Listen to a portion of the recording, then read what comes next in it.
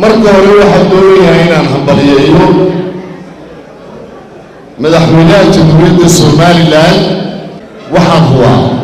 oo aan madaxweynaha mar labaad ku hambalyeeyo hawlaha faraha badan leh uu qabtay muddadii uu qaranka madaxweynaha u ahaa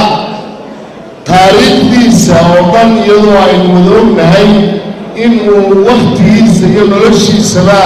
u soo huray danta guud oo keliya haddana marka aynu intanu madaxweynaha ahaa oo keliya ka hadalno mashaariicda qaaliga ayay ka mid tahay in aynu ku guulaysano in ayna aamino oo qalabkaasi halkaa ku sawiranay uu dalkeenna yimaado waxaan doonayaa mid labaad inaan ku laabto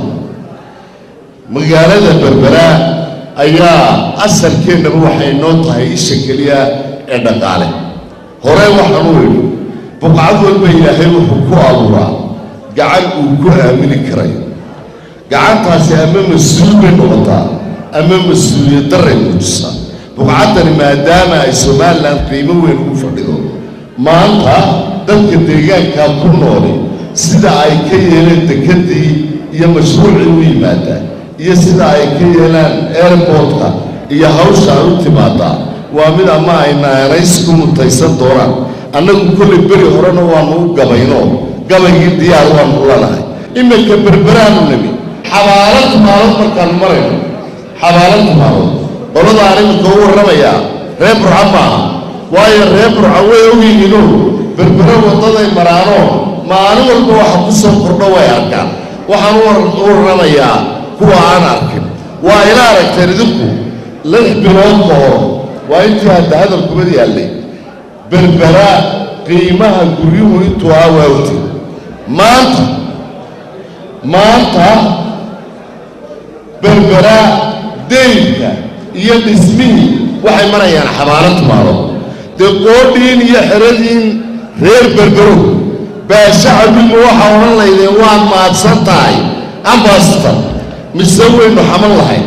dee qoodhiin iyo xeradiin reer Berbero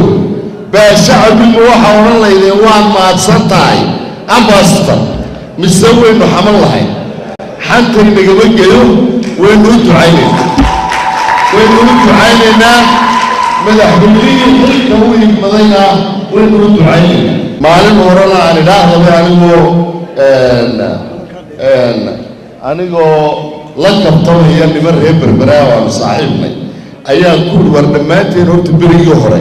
injineerkii koowaad ee dalka jiray Cali Jirduha isagaynu kuuli u ahaa jiray maantana iyagii baa dekedii noo keenay awalba risqeena qaybay ku lahaayeen aynu ka qaabilo injineerkii koowaad ee dalka jiray Cali Jirduha isagaynu kuuli u ahaa jiray maantana iyagii baa dekedii noo keenay awalba risqeena qaybay ku lahaayeen aynu ka qaabilo